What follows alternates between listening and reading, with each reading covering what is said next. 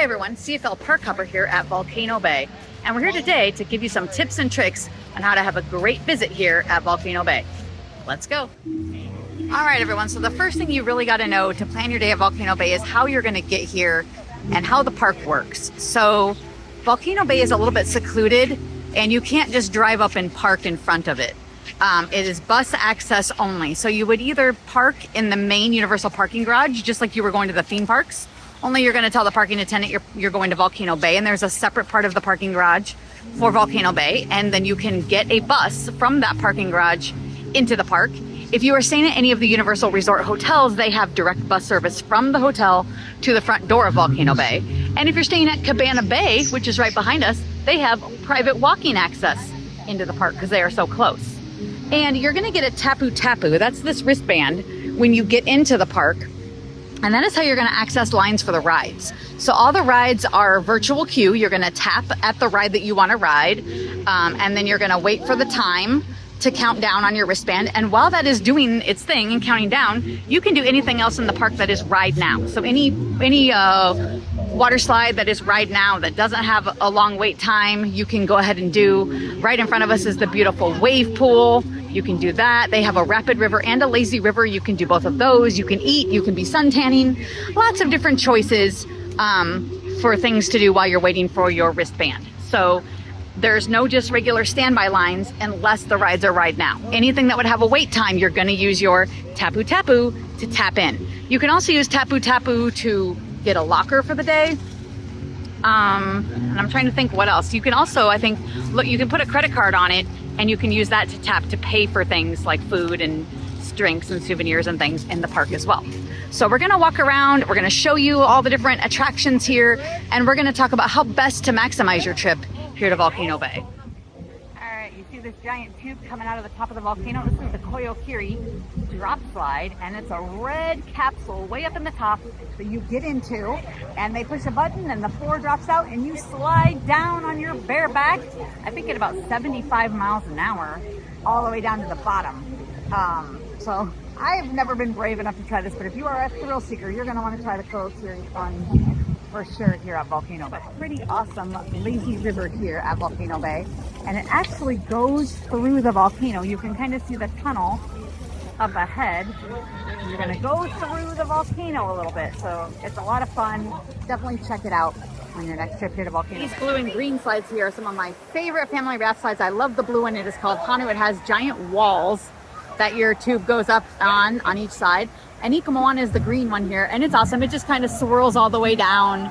It goes fast, but it's not really that overly scary. I'd say Hanu is much more thrilling, the one on the right. But these are great family raft slides here at Volcano Bay. They have a pretty amazing kid area here called Runamukka Reef. They have kiddie slides, all kinds of stuff for the kids to do. They can just run around and just be in the splash pad or getting wet from the fountains. A lot of great stuff. They have different age areas as well. So definitely check out Runamukka Reef when you come here with kids. All right, first tip, now that we've seen a few of the slides, which slide do I do first? We're gonna keep walking up ahead to the aqua coaster, Krakatau aqua coaster it's called. And this is the one that you should definitely do first, and I'm gonna tell you why. Let's go. All right, so here's the Krakatau aqua coaster. Right now it is almost noon and it is a 270-minute wait. So that is why I was saying you want to get here early in the morning and you want to tap this puppy first. Because if I used my tapu tapu right now on this and got a 270-minute wait, that means I could not tap for any other ride right now that has a wait time. And this is going to be, what, 4.5 hours of waiting for this. Now, like I said, I can ride anything else in the park that is ride now, and lots of things currently are ride now. I'm going to come over to the wait time board and show you. Here's the wait time board. The Koyokiri they just showed, that was the drop slide out of the top of the volcano, was 100 minutes currently as well. Hanu and Ika Moana are 30 minutes.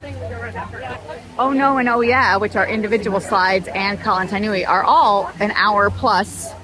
The only things that are right now are the Maku and Puihi raft rides or the Taniwa tubes. So your slide lines start to get limited of what you can do the later you get here. That's right now. However, again, they do have a lazy river, a rapid river. They have a wave pool.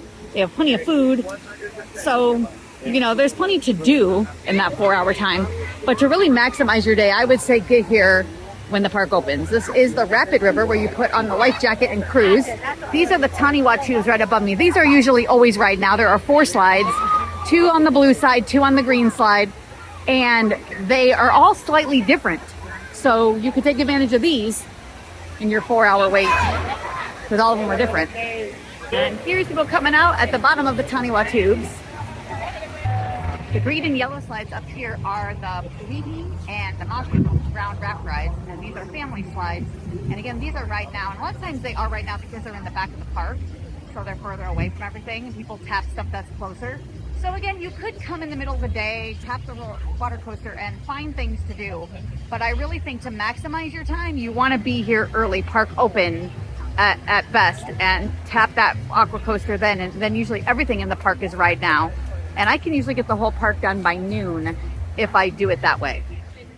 Now these little hut buildings that we're looking at are some of the cabanas here, and you can rent a cabana, and that might really help your day, especially if you're planning to stay here the whole day, if you have a large party.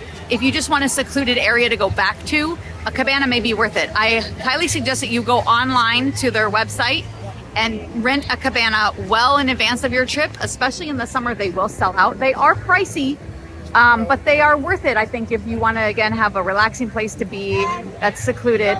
The nice thing about them is you get concierge service in the cabana where they will bring the food and drink to your cabana for you. You don't have to go wait in line at any of the quick services. And they have a tapu touch point inside of your cabana, so you can actually tap the slide you want to ride from the cabana. So there are some definite perks to getting a cabana. However, they do offer plenty of regular free seating if you would prefer that option, and a lot of it is shaded with these umbrellas. I wanted to show you guys the back side of the volcano, which has all of the slides coming out of it. This is the aqua coaster over here to our left, and I'll try to get a little closer so hopefully you can see one of the boats go by. But the slides that are coming out of the top of the volcano, those are again the drop slides. The 2 in the back, the green and the blue, that's the Kala and Tainu, and the one in the front we can't see right now, the clear one, that one was the Ko'okiri. This orange and black slide over here, these are body slides that are a lot smaller, and they are called the Punga Racers. And they're a lot of fun. So these, you just kind of put yourself down the slide. They're not drop slides where you get into the capsule and the floor drops out like the ones up in the volcano. All right, let's see if we can see one of the boats come down the aqua coaster. Here they come. So again, I highly recommend the aqua coaster. It's a lot of fun. Now let's talk about food. Volcano Bay has some of the best quick service food, I think, at any theme park in Orlando. They have mahi-mahi sandwiches. They have barbecued pulled pork sandwiches. I think they even have barbecued ribs. They have a really awesome pizza, foot-long hot dogs with a pineapple relish, a really amazing chicken salad. They have tacos. The list just goes on and on. And to make the best of your day and the best of your time, I would highly suggest mobile ordering. That way you don't have to waste time standing in line for quick service food. You can mobile order through the Universal app on your phone, and then you can walk right up to the mobile pickup window, which you can probably see it here inside of the restaurant, and get your food and go sit and relax. So I would highly recommend that option. And remember, I did say if you have a cabana, you can order to your cabana and they will bring the food directly to you. But if you're not doing a cabana, I would definitely look into mobile ordering to save you some time while getting your food. Now, the last thing I want to talk about is the summer rain pattern here in Florida. It will rain every single day here in Florida, typically in the late afternoon between the hours of 3 and 5, and they are usually severe thunderstorms where you're definitely going to have to get out of the water. Florida is the lightning capital of the world, and so you will have to get out of the water. They will shut down. But if you are staying on the Universal Resort property, again, and you can come early in the morning, I would definitely suggest that.